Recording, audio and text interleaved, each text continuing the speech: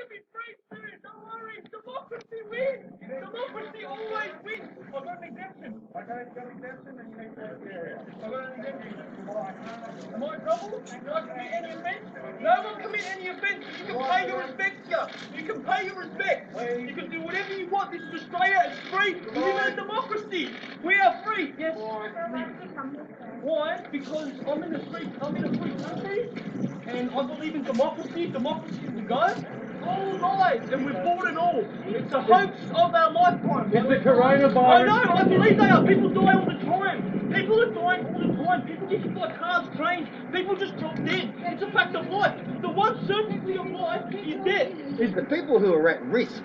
The people who are at risk, the old, the frail, the elderly who need protection. How about they stay at home? How about they wear masks? How about when we go and see them, we put a mask and gloves on them so we don't give them this virus. And the rest of it? And the rest of us keep on going and keep don't bankrupt the country. Okay? How about that?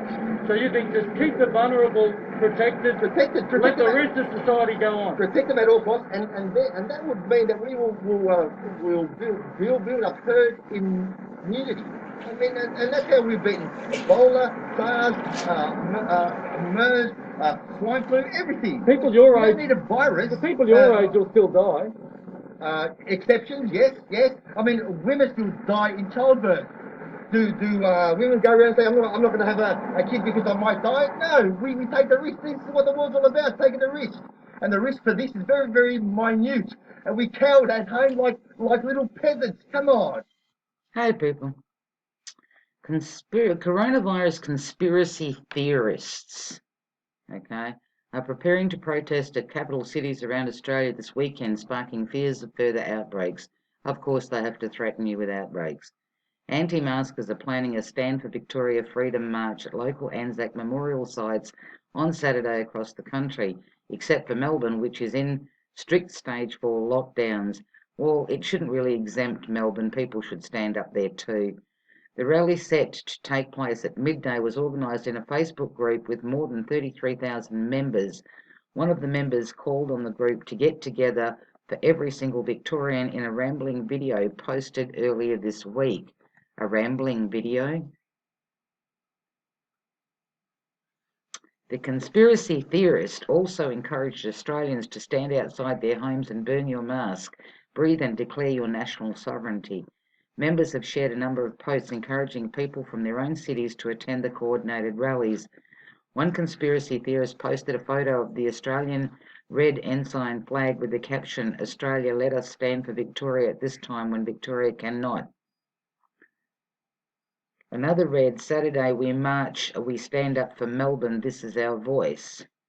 The Australian Department of Health prohibits large public gatherings due to the risk of spreading COVID-19, particularly amid a second outbreak in Sydney's southwest. The New South Wales Police Force said it is aware of a protest scheduled for Saturday in Sydney's CBD.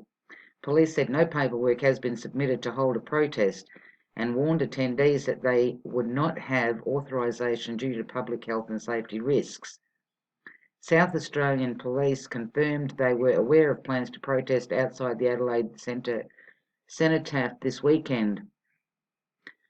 Sufficient police resources will be provided to ensure a peaceful protest is held to minimise traffic disruptions and that the safety of all members of the community is maintained. We strongly encourage people to practice physical distancing of 1.5 metres wherever and whenever possible. The planned demonstrations come just 5 days after a handful of people turned up to a freedom rally in Melbourne. Up to 400 people were expected to kick off the illegal protest on the steps of Parliament on Sunday, but most of the people who vowed to protest never showed up. No more than 30 people arrived, and one of those 7 were arrested.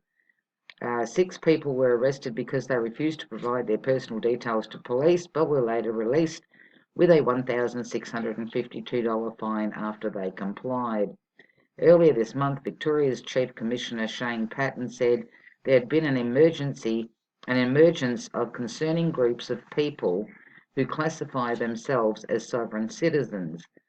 On at least 4 occasions in the last week, we've had to smash the windows of cars and pull people out to provide details.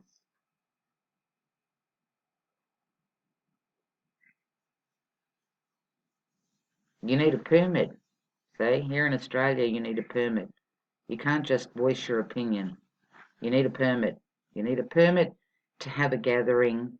You've got to warn them ahead so that they can get prepared. You can't just get together as a people. That's a no-no.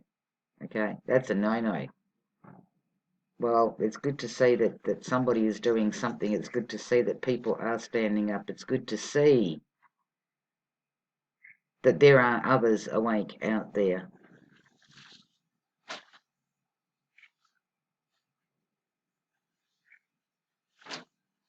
The conspiracy theorists. There's a new name.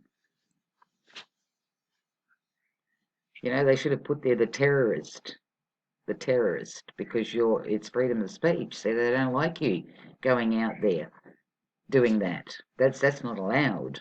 Okay, freedom of speech is not allowed. You can't think for yourself. You have to think like everybody else. You have to just take what's put on TV, on mainstream media, and that's what you have to go with. You know, if you've got other thoughts apart from mainstream media, you're a conspiracy theorist.